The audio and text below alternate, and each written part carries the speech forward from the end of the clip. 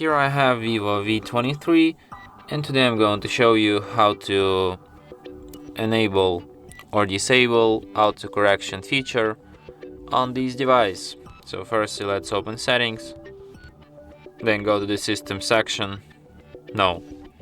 Tap on the search icon, type Gboard, go to the Gboard settings, then go to the text correction, and here you can find autocorrection, and that's how you can switch this feature. And that's it. Thanks for watching. If you find this tutorial useful, don't forget to hit that like button and subscribe to our channel.